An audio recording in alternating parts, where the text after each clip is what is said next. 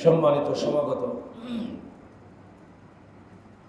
একান্ত প্রিয় আপনজনেরা, মুসলিম উম্মাহর সাপ্তাহিক সম্মেলন জুমার জামাত উপস্থিত দিনী ভাইরা সকলকে সালাম জানাচ্ছি। আসসালামু আলাইকুম ওয়া রাহমাতুল্লাহি ওয়া বারাকাতুহু।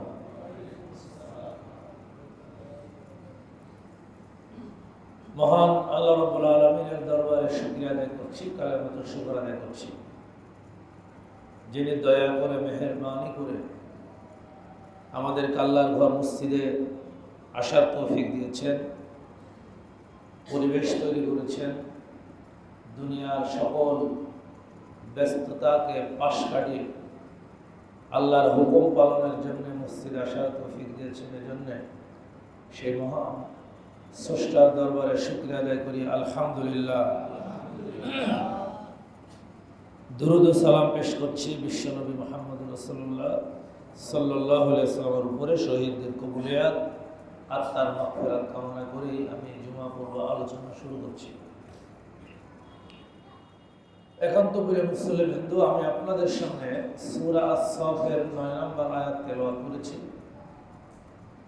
সেম একই বক্তব্য আল্লাহ তাআলা আরো ২টা আয়াতে দিয়েছেন।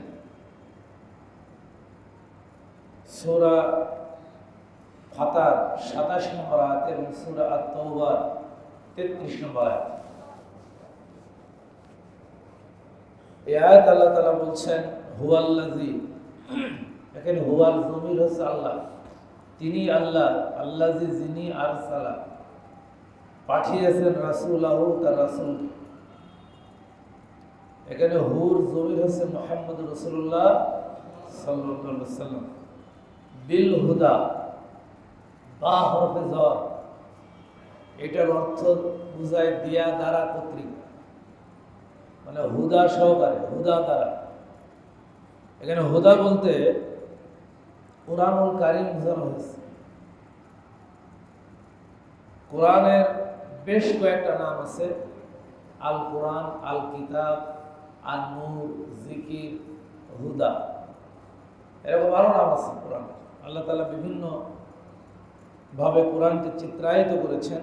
এখানে কোরআনকে আল্লাহ তাআলা হুদা দ্বারা ব্যাখ্যা করেছেন। অর্থ হচ্ছে হেদায়েতের কিতাব। কোরআনটা কিসের কিতাব? হেদায়েতের কিতাব। হেদায়েতের কিতাব সহকারে পাঠানো হয়েছে। ওয়াদিনিল হক, আর এটাই হচ্ছে দিনে হক, সত্য দিন, একমাত্র দিন। কেন পড়া হয়েছে? লিইউযহিরাহু, বিজয় করার জন্য, এজাহার করার জন্য, প্রকাশিত করার জন্য, প্রতিষ্ঠিত করার জন্য, বিকশিত করার জন্য, আলা দ্বীনি কুল্লিহি, এই পৃথিবীতে যত দিন আছে তার উপর। এখানে আলা অর্থ উপরে। এজন্য আল্লাহ রাব্বুল আলামিনের আরেকটা গুণবাচক নাম হচ্ছে আলা, যিনি সবচাইতে উপরে থাকেন। অর্থাৎ এই পৃথিবীতে মানুষের তৈরি করা যত দিন আছে, এখানে দিনের ব্যাখ্যা আছে। দিন শব্দটা আল্লাহ তাআলা কোরআনে কয়েকটি অর্থে ব্যবহার করেছে। যেমন আমরা সূরা ফাতিহায় যে দিন শব্দটা উচ্চারণ করি, মালিক ইয়াউমিদ্দিন, এই দিন শব্দের অর্থ হচ্ছে আখিরাত, যে বিচার দিবসের মালিক, তাই তো জানি আমরা। এখানে দিন শব্দের অর্থ আখিরাত। আবার দিন শব্দটা হাদিসের মধ্যে ক্ষমতা অর্থে ব্যবহৃত হয়েছে। ক্ষমতা, পাওয়ার। আন শাদ্দাদ ইবনে আউস রাদিয়াল্লাহু তাআলা আনহু قال قال رسول الله صلى الله عليه وسلم আল কাইয়িসু মান দানা নাফসাহু ওয়া আমিলা লিমা বাদাল মাউত। আল কাইয়িসু মান দানা, এটা দিন শব্দ। বুদ্ধিমান ওই ব্যক্তি যে ব্যক্তি নফসের উপরে ক্ষমতা প্রতিষ্ঠিত করেছে। কিসের উপরে ক্ষমতা প্রতিষ্ঠিত করেছে? নফসের উপরে। অর্থাৎ নফস যা চায় সে তা করে, ওটাকে কন্ট্রোল করেছে, ওর উপরে সে ক্ষমতাবান হয়েছে। ওয়া আমিলা লিমা বাদাল মাউত, এবং মৃত্যু পরবর্তী জীবন সম্পর্কে সে আমল করে, কাজ করে। ওয়াল আজিজু মান আতবাআ নাফসাহু হাওয়াহা ওয়া সুম্মা তামান্না আলাল্লাহ। আর সবচাইতে হতভাগ্য ওই ব্যক্তি যে নিজের নফসের গোলাম হয়ে গেছে, অর্থাৎ নফস যা বলে সে তাই করে, সেটা ভালো হোক আর খারাপ হোক ওইটা বাক বিচার করে। আবার সে আশা করে আমি তো পরকালে নাজাত পাবো। এখানে দিন শব্দ দিয়ে আল্লাহ তাআলা ক্ষমতা বুঝিয়েছে। কুরআনুল কারীমে দিন শব্দ দিয়ে যত জায়গায় আল্লাহ তাআলা বর্ণনা দিয়েছেন, এই দিন শব্দটা দিয়ে মানুষের জীবন পরিচালনা করার যে পদ্ধতি, সিস্টেম, রীতি নীতি, আইন, এটাকে আল্লাহ তাআলা দিন শব্দ দিয়ে ব্যাখ্যা করেছেন। যেমন সূরা মুমিনের মধ্যে আল্লাহ তাআলা, এটা এই সূরার নাম গাফির বলা হয়, সম্ভবত এটা 44 কি 45 নম্বর আয়াত হবে। যখন মুসা আলাইহিস সালাম ফিরআউনের কাছে গিয়ে বললেন কুলু লা ইলাহা ইল্লাল্লাহ, ফিরআউন তুমি বলো আল্লাহ ছাড়া কোনো ইলাহ নাই, কোনো মাবুদ নাই, আল্লাহ ছাড়া কোনো উপাস্য নাই, তিনি হচ্ছেন সকল ক্ষমতার মালিক। তখন ফিরআউন রেগে গেল, এমন রাগান্বিত হলো, ফিরআউন বলল ক্বালা ফিরআউনু যারুনি আক্তুল মূসা ওয়ালিয়াদু রাব্বাহু, তার সভাসদ বর্গকে বলল আমাকে ছেড়ে দাও। ওই সভাতে যেখানে মুসা আলাইহিস সালাম তিনি দাওয়াত দিলেন, ওইখানে বলল আমি মুসাকে হত্যা করব, তোমরা আমাকে ছেড়ে দাও। আর মুসা তার রবকে ডাকুক, তাহলে ইয়াদু রাব্বাহু, তার যে রবের দাওয়াত দিচ্ছে, যে আল্লাহর দাওয়াত দিচ্ছে, সে আল্লাহকে ডাকুক, সে কে আমার হাত থেকে তাকে রক্ষা করে, আজকে তো আমি দেখে দেব। এটা কে বলল? ফিরআউন বলল। এই কথার মাধ্যমে ফিরআউন তার সীমা অতিক্রম করে ফেলল। ফিরআউন কি করলো? সীমা অতিক্রম করে ফেলল। মুসা আলাইহিস সালাম দৌড় মারলেন, ওই দরবার থেকে চলে গেলেন। এরপরে ফিরআউন বলল ওয়ালিয়াদু রাব্বাহু, মুসা তার রবকে ডাকুক, কে তাকে রক্ষা করে আজকে। মুসার রব কিভাবে আমার হাত থেকে রক্ষা করে তা আমি দেখে নেব। ইন্নী আখাফু আন ইউবাদদিলা দীনাহু, এইবার ফিরআউন কেন মুসাকে হত্যা করবে, কেন মুসাকে মেরে ফেলবে দুনিয়া থেকে, সেইটার বিশ্লেষণ তার মুখ দিয়ে তিনি করলেন। কারণ আমার আশঙ্কা হয়, ফিরআউন বলছে, যদি মুসা এই জমিনে বেঁচে থাকে তাহলে সে তোমাদের আমাদের দিনকে, আমাদের এই সিস্টেমকে, এই মিশরের রীতি নীতি পদ্ধতি সব সে পরিবর্তন করবেন। এখানে দিন শব্দ দ্বারা কি বুঝালেন ফিরআউন? সামাজিক রীতি নীতি পদ্ধতি, রাষ্ট্রীয় নীতি। এজন্য আল্লাহ রাব্বুল আলামিন দিন শব্দ দিয়ে এখানে আল্লাহ রসুলকে এই পৃথিবীতে পাঠানো হয়েছে, এই জন্যে হেদায়েতের কিতাব দিলেন। আর এই হেদায়েতের কিতাব যেটা কোরআন, এটাই হচ্ছে একমাত্র দিন, শুধুমাত্র দিন, দ্বীনে হক। এটা আল্লাহ তাআলা রসুলকে এজন্য দিলেন এবং এজন্য পাঠালেন, লিইয়ুযহিরাহু আলা দ্বীনি কুল্লি, এই পৃথিবীতে যত দিন আছে মানব রচিত, যেটা আল্লাহর কোরআন এবং রাসূলুল্লাহ সাল্লাল্লাহু আলাইহি ওয়াসাল্লামের সুন্নাহর ফ্রেমে পড়ে না, যত পদ্ধতি আছে, নিয়ম আছে, রীতি আছে, সিস্টেম আছে, এই সব কিছু পরিবর্তন করে আল্লাহর দেখানো দিন কোরআনকে প্রতিষ্ঠিত করা, এজহার করা, ওটাকে সমাজে কায়েম করা, এজন্য আল্লাহ রাব্বুল আলামিন তার রাসূলকে এই পৃথিবীতে পাঠিয়েছেন। কথাকে বোঝাতে পারছেন? এই সেম বক্তব্য আল্লাহ তাআলা দিয়েছেন কয়টা আয়াতে? 3টা আয়াতে দিয়েছেন, 3টা সূরায়। সূরা আত-তাওবা 33 নম্বর আয়াতে আল্লাহ তাআলা সেম কথা বলেছেন। আবার সূরা আল-ফাতর 27 নম্বর আয়াতেও আল্লাহ তাআলা সেম কথা বলেছেন। রাসূলুল্লাহ সাল্লাল্লাহু আলাইহি ওয়াসাল্লাম এই দিনকে কায়েম করার জন্য, অন্য দিনের উপরে এই দিনকে এজাহার করার জন্য পৃথিবীতে এসেছিলেন। আর সেই কাজটা শুরু করেছিলেন নবুয়ত প্রাপ্তির পরে মক্কা নগরীতে। মক্কায় যখন রাসূলুল্লাহ সাল্লাল্লাহু আলাইহি ওয়াসাল্লাম এই দাওয়াত পেশ করলেন, এই দাওয়াত কিন্তু মক্কার নেতৃস্থানীয় পর্যায়ে যারা ছিল, একজন আল্লাহ নবীর দাওয়াত গ্রহণ করে না। এই দাওয়াত গ্রহণ করেছিল সমাজের সবচাইতে নিগৃহীত, নির্যাতিত, যাদের সামাজিক কোনো মর্যাদা ছিল না, এই লোকগুলোই রাসূলুল্লাহ সাল্লাল্লাহু আলাইহি ওয়াসাল্লামের এই দাওয়াত সর্বপ্রথম কবুল করলেন। হযরতে আম্মার ইবনে ইয়াসার, হযরতে সুমাইয়া রাদিয়াল্লাহু তাআলা আনহা, হযরতে বেলাল, হযরতে খাব্বাব ইবনে আরাত, এই রকম ব্যক্তিগুলো রাসূলুল্লাহ সাল্লাল্লাহু আলাইহি ওয়াসাল্লামের এই দাওয়াত কবুল করলেন। তারা এই দ্বীনে হককে গ্রহণ করলেন। কিন্তু মক্কায় 13 বছর চেষ্টা করে আল্লাহ নবী কোরআনের বিধান, কোরআনের সমাজ পরিপূর্ণরূপে বাস্তবায়ন করতে পারেন নাই।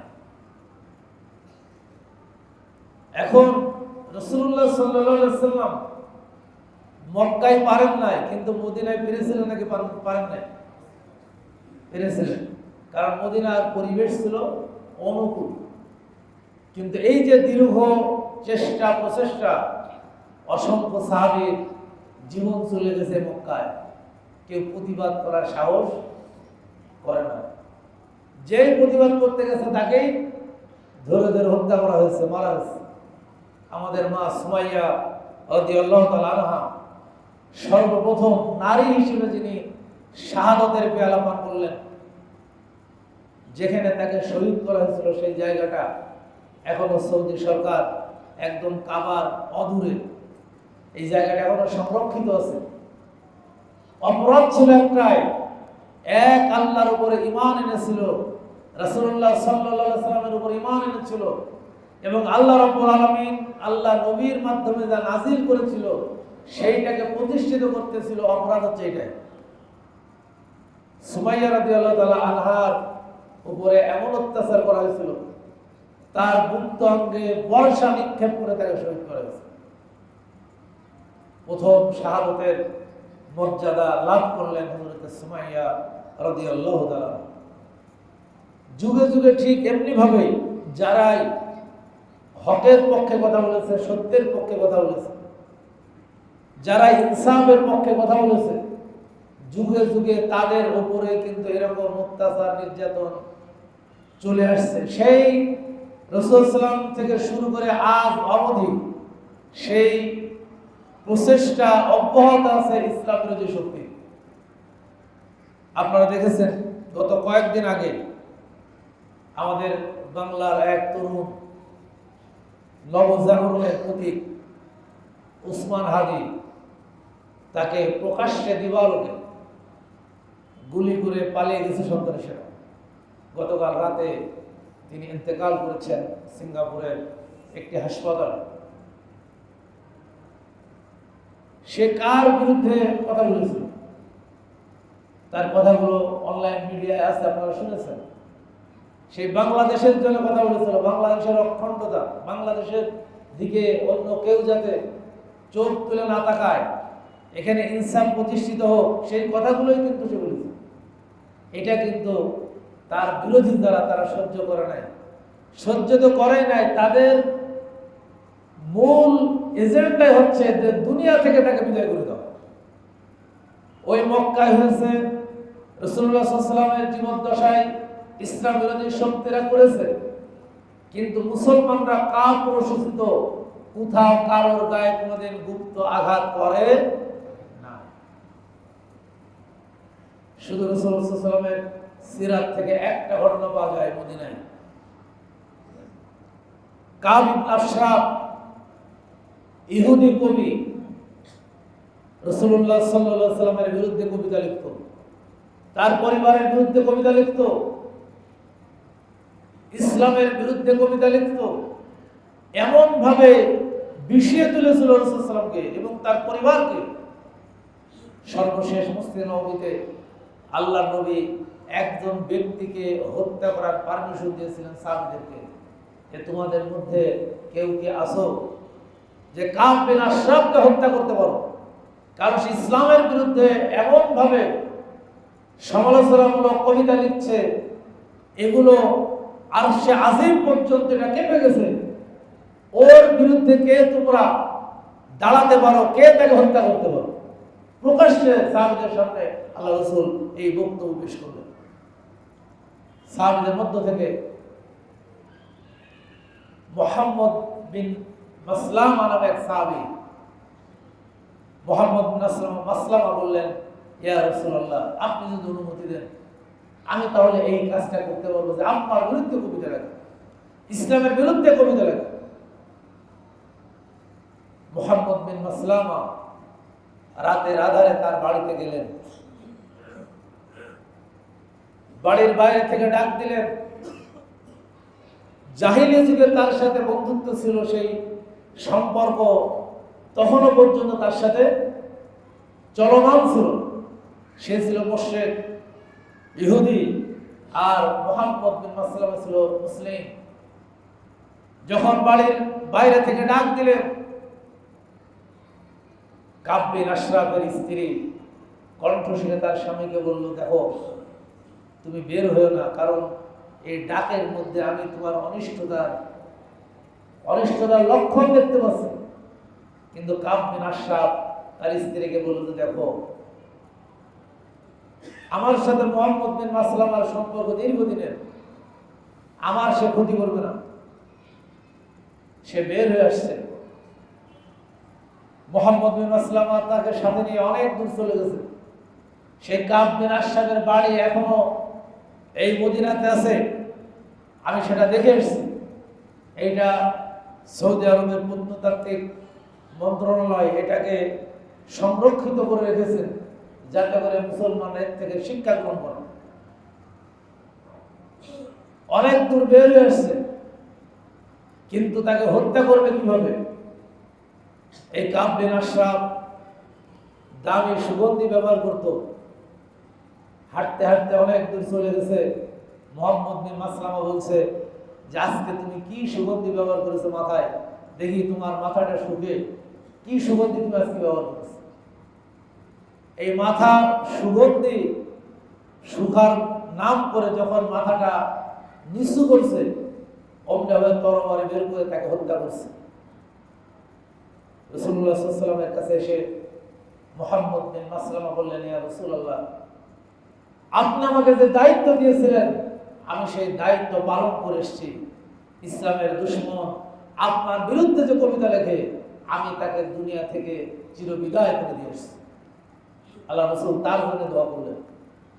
এই একটা সিরাতের কিতাবে একটা ইতিহাস পাওয়া যায়, আল্লাহ রাসূল কাউকে হত্যা করার নির্দেশ দিয়েছেন। এছাড়া ইসলামের ইতিহাসে কাপুরুষের মতো কাউকে হত্যা করা এরকম কোন পারমিশন আল্লাহ রাব্বুল আলামিন দেন না। আমার উসমান হাদির জন্য দোয়া করবো, আল্লাহ রাব্বুল আলামিন তার নেক আমলগুলো কবুল করে নেন এবং জান্নাতের উচ্চ মাকাম দান করুন, আমিন। একান্ত করে দিন ভাইরা, রাসূলুল্লাহ সাল্লাল্লাহু আলাইহি ওয়াসাল্লাম দ্বীনকে বিজয় করার জন্য পৃথিবীতে এসেছিলেন এবং তার জীবদ্দশায় আল্লাহর দ্বীনকে বিজয় করে পরিপূর্ণ দ্বীন হিসেবে ইসলামকে আমাদের হাতে দিয়ে তিনি চলে গেছেন। এজন্য সূরা বাইয়িনাতের মধ্যে আল্লাহ তাআলা বলছেন, ওমা উমিরু ইল্লা লিয়াবুদুল্লাহ মুখলিসিনা লাহুদ্দীন।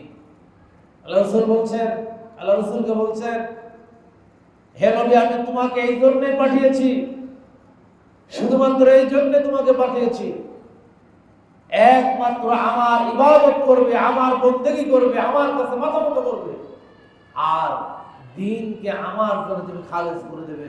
অর্থাৎ এই পৃথিবীতে আল্লাহর দ্বীন ছাড়া, কুরআনের দ্বীন ছাড়া, সত্য দ্বীন ছাড়া আর কোনো দ্বীন থাকতে পারবে না। এটা আল্লাহ রাব্বুল আলামিনের নির্দেশ। সম্মানিত ভাইয়ের আমার, বন্ধুরা আমার, আল্লাহ রাব্বুল আলামিন আল্লাহর নবীকে মৌলিক 6টা দায়িত্ব দিয়ে পাঠিয়েছিলেন। সূরা আল বাকারার 153 নম্বর আয়াতে 4টা দায়িত্বের কথা আল্লাহ তাআলা বলেছেন, কামা আরসালনা ফীকুম রাসূলাম মিনকুম ইয়াতলু আলাইকুম আয়াতিনা ওয়া ইউযাক্কিকুম ওয়া ইউআল্লিমুকুমুল কিতাবা ওয়াল হিকমা ওয়া ইউআল্লিমুকুম মা লাম তাকুনু তা'লামুন। আল্লাহ তাআলা বলছেন, কামা আরসালনা ফীকুম রাসূলাম মিনকুম। ও মুসলমানরা, একটু বিবেক খাড়া করে শোনো, আমি যেমনি ভাবে তোমাদের মধ্য থেকে একজন রাসূল তোমাদের মধ্যে পাঠিয়েছি। এই আয়াত দ্বারা আল্লাহ রাব্বুল আলামিন একথা বলে দিলেন, মুহাম্মদ আল্লাহর নবী, তবে তিনি মানুষ ছিলেন। তোমাদের মধ্য থেকেই তোমাদের মাঝে একজন রাসূল পাঠিয়েছি। মুহাম্মদ সাল্লাল্লাহু আলাইহি ওয়াসাল্লাম ছিলেন মানুষ, আমাদের মতোই তিনি মানুষ ছিলেন। নাকি আমাদের মতো মানুষ ছিলেন না? আল্লাহর নবী আমাদের মতো ব্যবসা করেছেন, আমাদের মতো বিবাহ করেছেন, আমাদের মতো তার সন্তান হয়েছে, আমাদের মতো তিনি সামাজিক দায়িত্ব পালন করেছেন, আমাদের মতো তিনি রাষ্ট্রীয় দায়িত্ব পালন করেছেন। তবে মুহাম্মদ সাল্লাল্লাহু আলাইহি ওয়াসাল্লাম আর আমাদের মধ্যে মর্যাদার দিক থেকে পার্থক্য আছে না? নাই? আছে। কারণ আল্লাহ রাব্বুল আলামিন কিয়ামতের দিন একমাত্র আল্লাহর নবীকে কথা বলার পারমিশন দেবেন। হাসরের মাঠটা আল্লাহর কোরআন বলছে 50,000 বছর হবে একটা দিন। হাসরের ওই মাঠের ওই দিনটা সূরা মারিজের 4 নম্বর আয়াত আল্লাহ তাআলা বলেছেন, কানা মিকদারুহু 50,000 সানা। 50,000 বছর মানুষ কিয়ামতের মাঠে বিচারের জন্য দাঁড়িয়ে থাকবে। মানুষ অতিষ্ঠ হয়ে যাবে, কেউ আল্লাহর সামনে কথা বলতে পারবে না। আল্লাহর জাতের রাগ দেখে কেউ আল্লাহর সামনে দাঁড়িয়ে থাকার সাহস পাবে না। সূরা নাবার শেষ 3 আয়াত আল্লাহ তাআলা বলছেন, ইয়াউমা ইয়াকুমুর রূহু ওয়াল মালাইকাতু সাফফাল লা ইয়াতাকাল্লামুনা ইল্লা মান আযিনা লাহুর রাহমানু ওয়া ক্বালা সাওয়াবা। সেদিন ফেরেশতারা বন্ধু সারিবদ্ধভাবে দাঁড়াবে। ওই ফেরেশতাদের কাতারের সামনে থাকবে রূহুল আমিন, ফেরেশতাদের সর্দার জিবরিল আমিন। আল্লাহ তাআলা বলছেন, সেদিন জিবরিল আমিন পর্যন্ত আল্লাহর সামনে দাঁড়িয়ে কথা বলার সাহস পাবে না। কেউ কথা বলতে পারবে না, একমাত্র আমাদের নবী আখির জামানার পয়গম্বর মুহাম্মদুর রাসূলুল্লাহ সাল্লাল্লাহু আলাইহি ওয়াসাল্লাম সর্বপ্রথম আল্লাহর সামনে দাঁড়িয়ে কথা বলবেন। তিনি হবেন শাফি কিয়ামতের দিন। আল্লাহর নবীর শাফায়াত ছাড়া কেউ জান্নাতে যেতে পারবে না। আল্লাহ রাব্বুল আলামিন আমাদের নবীর মর্যাদা দিয়েছেন এভাবে। এই পৃথিবীতে সকল নবীর উপরে আল্লাহ রাব্বুল আলামিন আমাদের নবীকে মর্যাদা দিয়েছেন। তবে তিনি আমাদের মতোই একজন মানুষ হিসেবে এই পৃথিবীতে জীবন যাপন করেছেন, আমাদের দ্বীন শিক্ষা দিয়েছেন, আমাদেরকে ইসলামের বিধিবিধানগুলো শিক্ষা দিয়েছেন। কিভাবে আমরা জীবন পরিচালনা করব, কিভাবে আমরা পরিবার পরিচালনা করব, কিভাবে সমাজ পরিচালনা করব, কিভাবে আমরা ব্যবসা করব, বাণিজ্য করব, কিভাবে রাজনীতি করব, কিভাবে তাম পৃথিবী আমরা পরিচালনা করব, সব কিছু আল্লাহর হাবিব মুহাম্মদ সাল্লাল্লাহু আলাইহি ওয়াসাল্লাম আমাদেরকে শিক্ষা দিয়েছেন। জোরে বলেন ঠিক কিনা? কামা আরসালনা ফীকুম রাসূলাম মিনকুম, তোমাদের মধ্য থেকে একজন রাসূল আমি তোমাদের মধ্যে পাঠিয়েছি। ওই রাসূলের দায়িত্ব কি ছিল? আল্লাহ তাআলা বলছেন, 1 নম্বর দায়িত্ব, ইয়াতলু আলাইকুম আয়াতিনা, আমার আয়াতগুলি আমার কোরআন তেলাওয়াত করে করে বান্দা তোমাদেরকে শোনাবে। এটা ছিল রাসূলের 1 নম্বর দায়িত্ব, যে কোরআনের দাওয়াত মানুষের কাছে পৌঁছে দেবে, কোরআনের শিক্ষা মানুষকে শিখাবে, কোরআন তেলাওয়াত করে করে আল্লাহর নিদর্শনগুলি মানুষকে বোঝাবে। এটা ছিল রাসূলের 1 নম্বর দায়িত্ব, অর্থাৎ দাওয়াত ইলাল্লাহ। আল্লাহ রাব্বুল আলামিন সূরা মায়দার মধ্যে বলছেন, ইয়া আইয়ুহার রাসূল বাল্লিগ মা উনজিলা ইলাইকা মির রাব্বিক ওয়া ইল্লাম তাফআল ফামা বাল্লাগতা রিসালাতাহু আল্লাহু ইয়াসিমুকা মিনান নাস। হে আমার রাসূল, ইয়া আইয়ুহার রাসূল, আল্লাহ কি মর্যাদা দিয়েছেন কোরআনে। কোথাও আমার নবীকে আল্লাহ রাব্বুল আলামিন নাম ধরে কোথাও ডাকেন না। সুবহানাল্লাহ। আদম আলাইহিস সালামকে আল্লাহ ডেকেছেন ইয়া আদম, নূহ আলাইহিস সালামকে আল্লাহ ডেকেছেন ইয়া নূহ, মূসা আলাইহিস সালামকে ডেকেছেন ইয়া মূসা, ইয়াহইয়া আলাইহিস সালামকে ডেকেছেন ইয়া ইয়াহইয়া। নাম ধরে ধরে প্রত্যেকটা নবীকে আল্লাহ তাআলা ডেকেছেন। কিন্তু কোরআনের মধ্যে আল্লাহ রাব্বুল আলামিন একটা আয়াতে ওই কথা বলেন না ইয়া মুহাম্মদ, বরং বলেছেন ইয়া আইয়ুহার রাসূল, ইয়া আইয়ুহান নবী, হে আমার নবী, হে আমার রাসূল, তোমার উপরে যা অবতীর্ণ করেছি কোরআন, এটা মানুষের কাছে পৌঁছে দাও। আর যদি তুমি আমার উপরে তোমার উপর নাযিলকৃত এই কিতাব যদি মানুষকে তুমি পৌঁছে না দাও, তাহলে তো তুমি রিসালাতের দায়িত্ব পালন করলে না। আল্লাহু ইয়াসিমুকা মিনান নাস। আর তোমার এই দায়িত্ব পালনের ক্ষেত্রে যত প্রতিবন্ধকতা হবে, মানুষ যত তোমার বিরোধিতা করবে, আল্লাহর কোরআন বলছে হে নবী, আমি তোমাকে মানুষ থেকে তোমাকে নিরাপত্তা দিয়ে দেব। সুবহানাল্লাহ। সকল নিরাপত্তার মালিক কে? আল্লাহ। এই বিশ্বাস, এই ইয়াকিন নিয়ে আমাদের চলতে হবে। হ্যাঁ, আপনার আমার কপালে যদি শাহাদাত লেখা থাকে, আপনি যদি সুদৃঢ় সীসা দ্বারা নির্মিত কোন দুর্গের মধ্যে বসবাস করেন, সেখানেও মৃত্যুর ফেরেশতা পৌঁছে যাবে। বরং শাহাদাতের তামান্না যদি থাকে, এই শাহাদাতের তামান্না নিয়ে যদি আপনি আমি জীবন পরিচালনা করি, আল্লাহ নবী বলেছেন তোমার অন্তরে যদি শাহাদাতের তামান্না থাকে, তুমি যদি তোমার বিছানায় মৃত্যুবরণ করো, এরপরে আল্লাহ রাব্বুল আলামিন তোমাকে শাহাদাতের মর্যাদা দিয়ে দেবেন। সুবহানাল্লাহ। একজন সাহাবী তাবুক অভিযানে যাচ্ছিলেন, 30,000 সৈন্য নিয়ে রওনা করেছেন। প্রতিমধ্যে আব্দুল্লাহ যুল বাজদাইন তার নাম ছিল।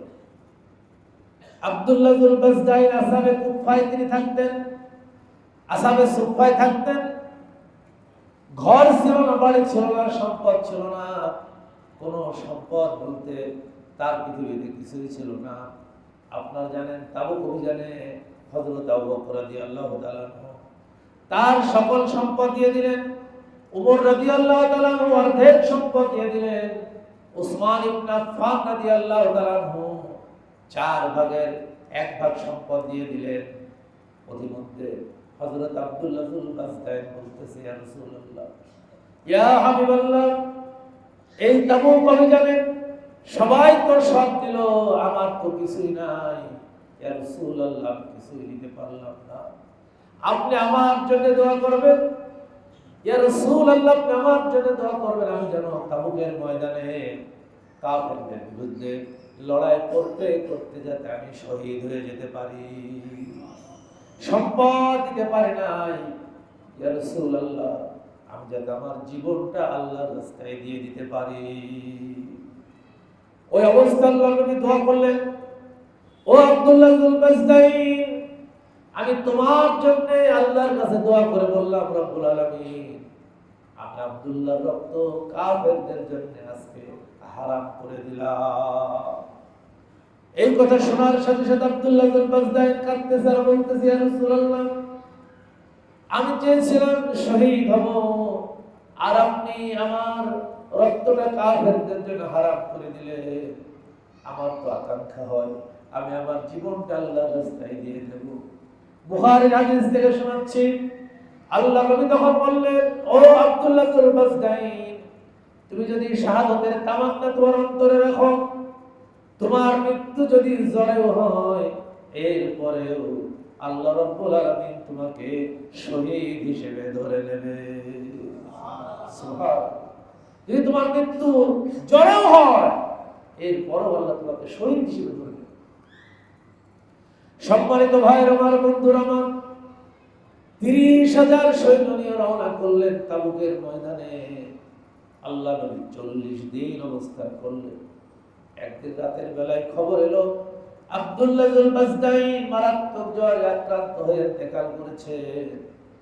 আল্লাহ নবী বললেন, ও আমার সাহাবীরা, আমি জানাজা পড়াবো, আব্দুল্লাহর জন্য কবর তৈরি করো, প্রস্তুত করো। গভীর রজনীতে আব্দুল্লাহ ইবনে বাসদাইনের জানাজা হলো। আল্লাহর নবী নিজে জানাজা করলেন। জানাজা করার পরে হযরত আবু বকর ওমর দুইজন লাশ নিয়ে আসতেছে, আর একজন রাতের আধারে আলো উঁচু করে ধরে রেখেছেন হযরত বেলাল রাদিয়াল্লাহু তাআলা আনহু। আল্লাহর নবী নিজে কবরের মধ্যে শায়িত হয়ে কবরের মধ্যে নেমেছেন। আব্দুল্লাহ ইবনে বাসদাইনকে নিজ হাতে কবরের মধ্যে শুইয়ে দিয়ে, কবরের উপরে বালি বিছিয়ে দিয়ে আল্লাহর কাছে হাত তুলে বললেন, রব্বুল আলামিন, আজকের এই রাত পর্যন্ত আমি আব্দুল্লাহর প্রতি খুশি ছিলাম।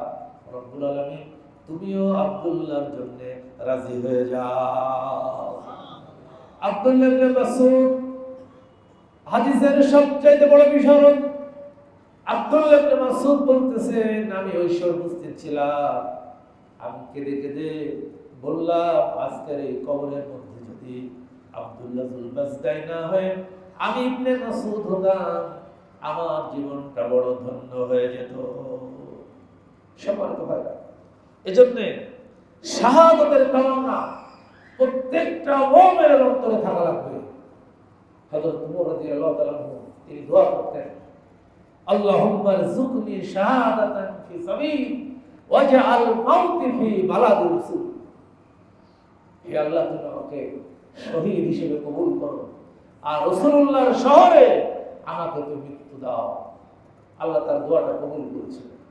তবে শাহাদত সকলের জন্য লেখা থাকে না, সকলেই শাহাদতের মর্যাদা পায় না। কারণ আল্লাহ নবী যাকে সাইফুল্লাহ উপাধি দিয়েছিলেন, হযরতে খালিদ বিন ওয়ালিদ রাদিয়াল্লাহু তাআলা আনহু মৃত্যু শয্যায় শায়িত বুড়ো হয়ে গেছে, অন্তিম অবস্থায় চলে এসেছেন। স্ত্রীকে ডেকে বলছেন, ও প্রাণের স্ত্রী, আমার শরীরে কাটা দাগ ক্ষতস্থান কয়টা আছে একটুখানি বলো তো দেখি। স্ত্রী বলছে, ও প্রাণের স্বামী, তোমার শরীরে কয়টা কাটার দাগ আছে, কয়টা আমি গুনবো। এমন কোন জায়গা তো তোমার শরীরে নাই যেই জায়গায় ক্ষতের চিহ্ন নাই, কাটার চিহ্ন নাই। ওই সময় খালিদ বিন ওয়ালিদ বলছিলেন, ও প্রাণের স্ত্রী, আমি চেয়েছিলাম শহীদ হব আল্লাহর রাস্তায়। যতটা যুদ্ধে গিয়েছি, প্রত্যেকটা যুদ্ধে যাওয়ার আগে আমি 2 রাকাত নামাজ আদায় করেছি। আল্লাহর কাছে আমি দোয়া করে বলেছি, রব্বুল আলামিন, এই জিহাদ আমাকে তুমি শহীদ হিসেবে কবুল করে নাও। কিন্তু আল্লাহ রব্বুল আলামিন আমার দোয়াটা কবুল করে নাই, শাহাদাত আমার নসিব হয় নাই। এখন বৃদ্ধ বয়সে মৃত্যু শয্যায় শায়িত হয়ে মৃত্যুর কাছাকাছি এসে আল্লাহর কাছে আমি হাজিরা দেওয়ার জন্য হাজির হয়েছি, কিন্তু আমার কবরে শাহাদাত নসিব হয় না। এজন্য শাহাদাত হচ্ছে এটা আল্লাহর কবুলিয়ত ছাড়া আর কারোর পক্ষে এই মর্যাদা পাওয়ার সুযোগ না। কাদিসিয়ার যুদ্ধে একজন অন্ধ সাহাবী আব্দুল্লাহ ইবনে উম্মে মাকতুম তিনি শহীদ হলেন। ওমর রাদিয়াল্লাহু তাআলা আনহু খলিফা তার কাছে আসলেন, এসে বললেন, আমিরুল মুমিনিন, আমি যুদ্ধে যেতে চাই। হযরত ওমর একটু হাসলেন আর বললেন, ও আব্দুল্লাহ ইবনে মাকতুম, তুমি যুদ্ধে যাবে, এমনি তুমি বয়স্ক আর তোমার দুইটা চোখ অন্ধ, তুমি যুদ্ধের ময়দানে গিয়ে কি করবা? তুমি যুদ্ধের ময়দানে গিয়ে কি করবা? তুমি তো কোনো উপকার করতে পারবা না। আব্দুল্লাহ ইবনে মাকতুম বললেন, আমিরুল মুমিনিন, আমি জানি আপনি এই কথা বলবেন, এই জন্য আমি উত্তরটাও নিয়ে এসেছি। আমিরুল মুমিনিন, আপনি আমাকে অনুমতি দেন, যুদ্ধের ময়দানে আমি কোনো কাজ করতে না পারলেও একটা কাজ আমি করতে পারবো, আমি কালেমার পতাকাটা উঁচু করে ধরে রাখতে পারবো যুদ্ধের ময়দানে। সুবহানাল্লাহ, কি শাহাদাতের তামান্না! তিনি বলছেন, আমিরুল মুমিনিন, আপনি কি চান না শাহাদাতের যে মর্যাদা, শাহাদাতের যে উচ্চ মাকাম, আমি আমার জীবনে এটা পাবো না? আপনি কি এটা চান না? আপনি আমাকে অনুমতি দেন, আমি যুদ্ধের ময়দানে পতাকা উঁচু করে ধরলাম। সুবহানাল্লাহ, হযরত ওমর অনুমতি দিলেন এবং সেই কাদিসিয়ার যুদ্ধে এই বৃদ্ধ বয়সে আব্দুল্লাহ ইবনে উম্মে মাকতুম অন্ধ সাহাবী তিনি শাহাদাত বরণ করলেন। যে শাহাদাত হচ্ছে আল্লাহ লেখা ছাড়া, কবুলিয়ত ছাড়া এইটা কারোর কপালে নসিব হয়। উসমান হাদি তিনি শহীদ হয়েছেন, নিঃসন্দেহে শহীদ, কোনো সন্দেহ নাই। কারণ একজন নিরপরাধ ব্যক্তিকে অতর্কিত গুলি করে হত্যা করা, এটা শরীয়তের কোনো বিধানে জায়েজ না। আমরা তার শাহাদাতের মর্যাদা আল্লাহর কাছে কামনা করছি। একান্ত প্রিয় দিনী ভাই, রাসূলুল্লাহ সাল্লাল্লাহু আলাইহি ওয়াসাল্লাম যে ৬টা দায়িত্ব পালনের জন্য পৃথিবীতে এসেছিলেন, সূরা বাকারার ১৫১ নম্বরে আমি ৪টা দায়িত্বের কথা বলেছিলাম। ১ নম্বর হচ্ছে যেটা বলেছি, ইয়াতলু আলাইকুম আয়াতিনা, আমার আয়াত কোরআনকে মানুষের কাছে তেলাওয়াত করে শোনানো। আল্লাহ নিদর্শনগুলো মানুষের কাছে বুঝানো, এটা ছিল রাসূলের ১ নম্বর দায়িত্ব। ২ নম্বর দায়িত্ব ছিল ইযাক্কিকুম, জাতিকে পবিত্র করা, সমাজকে পবিত্র করা। যে মক্কা নগরী ছিল সবচাইতে অশান্তির মূল, কন্যা সন্তান জন্মগ্রহণ করলে জীবিত হত্যা করা হতো, নারীর কোনো মর্যাদা ছিল না। সেই সমাজকে আল্লাহ নবী কোরআনের মাধ্যমে একটা পবিত্রতম নগরী তিনি তৈরি করলেন, যে নগরীকে আল্লাহ রাব্বুল আলামিন বলছেন এটা হচ্ছে নিরাপত্তার নগরী। কি নগরী? নিরাপত্তার নগরী। অর্থাৎ সমাজকে সংশোধন করা, এটা ছিল রাসূলুল্লাহর দায়িত্ব। ৩ নম্বর হচ্ছে ইউআল্লিমুকুমুল কিতাব, কিতাব শিক্ষা করা, কোরআন শিক্ষা করা। কোরআন শিক্ষা করা, কোরআন শিক্ষা দেয়া বড়ই পরিতাপের বিষয়। বাংলাদেশে ৯০% মুসলমানের দেশ, এই দেশে আজকের পাঠ্যপুস্তকে কোরআন শিক্ষা বাধ্যতামূলক নাই। আছে না? কোরআন শিক্ষাকে বাধ্যতামূলক আছে, শুধু মাদ্রাসায় কোরআন শেখানো হয়। এখন আমাদের দেশে স্কুলের সংখ্যা বেশি না মাদ্রাসার সংখ্যা বেশি? স্কুলের সংখ্যা বেশি।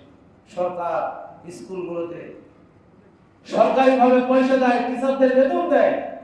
৯০% মুসলমানের দেশে আজকে কোরআন শিক্ষার জন্য, শিক্ষা দেওয়ার জন্য কোন শিক্ষক দেশে নিয়োগ দেওয়া হয় না।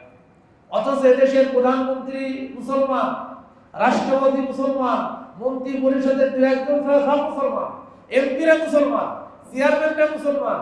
কেউ এই কথা সংসদে উপস্থাপন করে না যে প্রত্যেকটা স্কুলে কোরআন শিক্ষা দেওয়ার জন্য একজন শিক্ষক নিয়োগ দেওয়া করছে কেউ? যদি এটা থাকতো তাহলে আমাদের বাচ্চাদেরকে কোরআন শেখানোর জন্য আলাদা মাওলানা ধরার প্রয়োজন হতো না, আলাদা মাদ্রাসায় পড়ানোর প্রয়োজন হতো না। ওই স্কুল থেকে সে কোরআন শিখে যেত। জোরে বলে ঠিক কিনা? এটা তো রাসূলুল্লাহ শিক্ষা। ইউআল্লিমুকুমুল কিতাব। ৪ নম্বর হচ্ছে হিকমা, জ্ঞান এবং বিজ্ঞান শিক্ষা দেয়া। জ্ঞান এবং বিজ্ঞান শিক্ষা দেয়া, পরিবেশ পরিস্থিতির জ্ঞান, টেকনোলজির জ্ঞান, এগুলো শিক্ষা দিয়েছিল নবীর দায়িত্বের জন্য। প্রত্যেক নবী ছিলেন তৎকালীন সময়ের সবচাইতে শ্রেষ্ঠ বিজ্ঞান। সময় থাকলে আমি এটা নিয়ে ব্যাখ্যা করে নবীদের ইতিহাসটা এটা বলতে পারতাম যে কোন নবী কোন বৈজ্ঞানিক ব্যাখ্যা দিয়ে তার জাতিকে তিনি ইসলামের দিকে নিয়ে এসেছেন। কোরআনে সব আছে। 5 নম্বর আর একটা দায়িত্ব ছিল সূরা হাদীদের 25 নম্বর আয়াতে আল্লাহ তাআলা বলেছেন, লাকাদ আরসালনা রুসুলানা বিল বাইয়িনাত ওয়া আনজালনা মাআহুমুল কিতাবা ওয়াল মিজান লিয়াকুমান নাসু বিল কিসত কামা আরসালনা লাকাদ আরসালনা রুসুলানা বিল বাইয়িনাত। আমি তোমাদের মাঝে আমার রাসূল পাঠিয়েছি বিল বাইয়িনাত। ওই যে বাইয়িনাত, কোরআনের একটা নাম আছে বাইয়িনাত, কোরআন দিয়ে, কোরআন দিয়েছি, আসমানি কিতাব দিয়েছি। ওয়া আনজালনা মাআহুমুল কিতাবা ওয়াল মিজান, সাথে সাথে তাদেরকে কিতাব দিয়েছি এবং সত্য মিথ্যার মধ্যে পার্থক্য সৃষ্টিকারী মানদণ্ড দাঁড়িপাল্লা দিয়েছে, মিজান দিয়েছে। এটার কাজ কি? আল্লাহ তাআলা বলছেন, লিয়াকুমান নাসু বিল কিসতি, যাতে করে মানুষ এই কিতাবের মাধ্যমে সমাজে, ব্যক্তি, পরিবারে, রাষ্ট্রে ন্যায় বিচার কায়েম করতে পারে। কি কায়েম করতে পারে? ন্যায় বিচার। আমরা মনে করি যে ন্যায় বিচার কায়েম করার দায়িত্ব শুধু হুজুরদের, আর কারণ ন্যায় বিচার কায়েম করার দায়িত্ব।